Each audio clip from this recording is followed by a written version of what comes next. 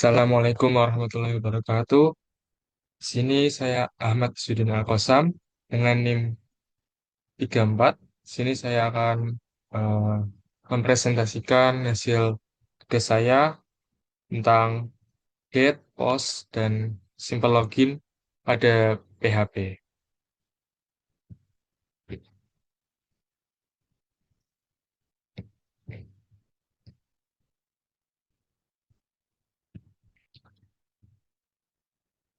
Oke, pertama-tama eh, kita membuat array. Jadi array ini berisi data mahasiswa. Yang pertama kita bungkus dengan array numerik di sini seperti ada di layar. Data mahasiswa kemudian memakai indeks karena numerik 0 untuk NIM, kemudian indeks 1 untuk nama, dan indeks 3 untuk kota, dan indeks 4 untuk prodi. Dan juga ada array asosiatif. Jadi ini nanti rumusnya tidak menggunakan indeks karena tidak numerik. Ini langsung memanggil pakai eh, seperti NIM, nama, alamat, prodi. Dan pertama-tama kita membuat HTML-nya, jadi ini dibungkus menggunakan Bootstrap. Terus untuk Bootstrap itu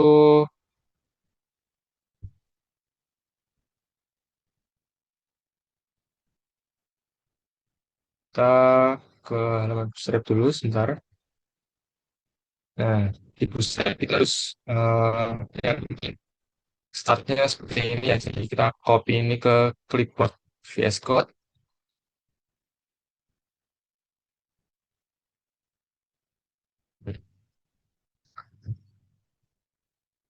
Nah, di sini nanti halamannya seperti ini, tinggal kita modifikasi saja.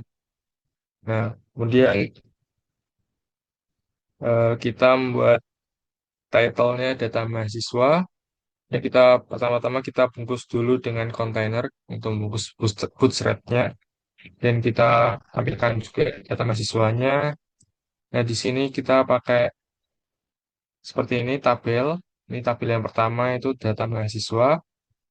Nah, untuk penerapannya, untuk memanggilnya tuh kita pakai for each. Jadi kayak perulangan gitu ya. Perulangan for each data mahasiswa S. DM ini tuh kayak untuk merepresentasikan gitu. Nah, ini agar bisa auto nambah angkanya gitu ya. Satu, 2, 3. Nah, untuk di sini kita pakai indeks ya, karena ini tuh numerik. Jadi kita panggilnya PHP Echo. Echo itu untuk menampilkan. Terus kita pakai DM karena sudah diwakilkan ini. Data mahasiswanya sebagai DM. Jadi kita manggilnya menggunakan indeks. Nah, indeks 0, indeks 1, indeks 2. Nah, untuk menampilkannya kita menggunakan href. Jadi href ini tuh kayak link untuk memindahkan datanya gitu. Jadi ini diisi detail 5 PHP. Ini detail 5 PHP ini. Nah, detail 5 PHP ini juga kita masukkan kata kuncinya gitu. Terus juga kita menggunakan kelas button ya, untuk lebih rapi gitu. Dan juga kemudian ada juga edit, ada delete, namun kita nggak memasukkan file yang kita tujukan. Dan juga jangan lupa ditutup dengan and for each. Dan yang kedua ini juga ada asosiatif ya, tabel yang kedua. Ini jadi memanggilnya langsung menggunakan kayak seperti nama variabelnya gitu. Jadi name, nama, dan alamat. Jadi bukan indeks lagi karena ini bukan numerik. Jangan lupa juga eh, ditutup dengan for each. Oh ya, jangan lupa juga ini disesuaikan juga ya tabel mahasiswa. Jadi ini di mahasiswanya di apa namanya, dijadikan TM, didefinisikan menjadi TM untuk mempermudah di sini. Ya, coba langsung kita lihat dulu ya seperti apa array-nya.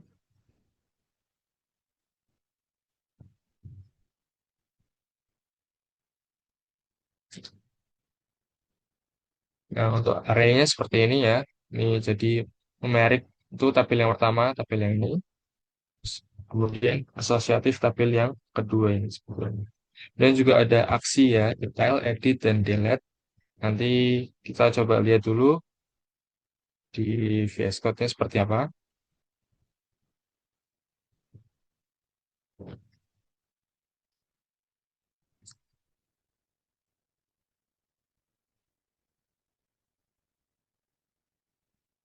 Nah, untuk detail tadi itu kita nyambungnya ke bagian sini. Tadi kan ya, ada link. Nih, linknya href ini. Jadi dari array, dari data yang ada di bagian 5 ini, kita tuh eh, kita redirect ke detail ini. Seperti ini, linknya ada detail 5 PHP, kemudian disebutkan apa saja yang akan dimuat di sana. Dan untuk detailnya diisi seperti ini. Jadi menggunakan apa? Menggunakan get. Jadi get ini untuk kayak menampilkan eh, menampilkan itu dari data yang sudah ada. Jadi ini ada name, nama, alamat prodi seperti yang ada di sini di href-nya. Jadi ada linknya, kemudian berisi apa saja.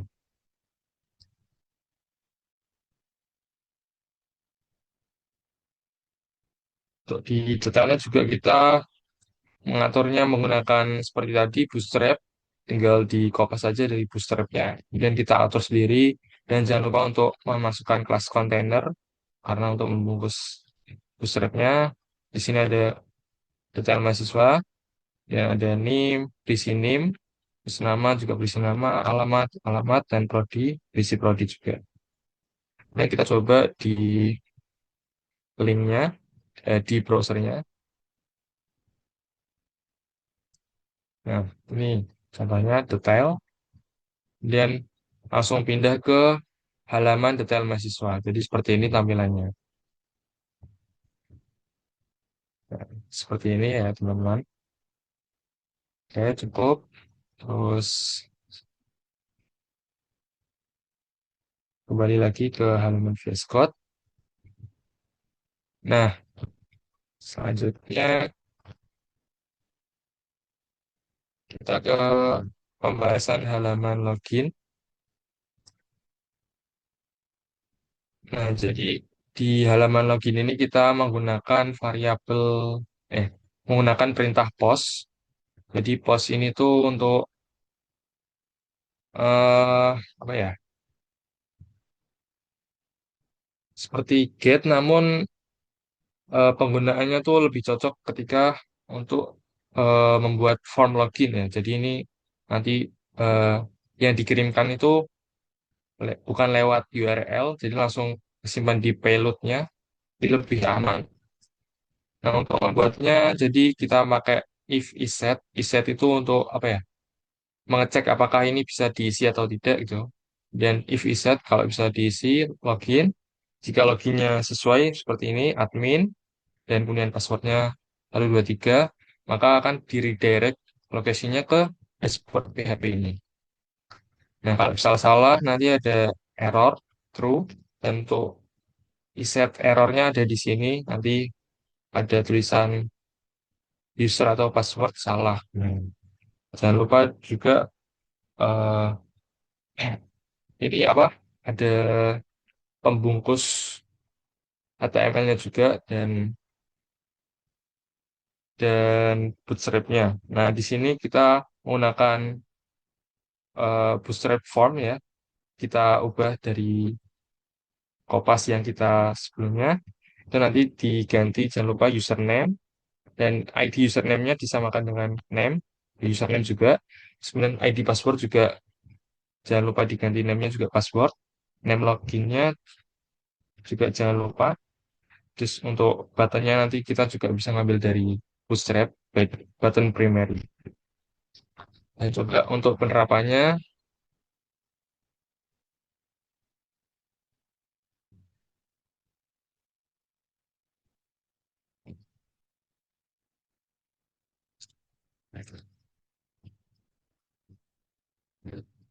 Nah, misal admin, passwordnya 123. Nah, seperti ini. Dashboardnya nanti seperti ini. Jadi langsung ke redirect ke halaman dashboardnya. Kalau salah, coba ya. Misal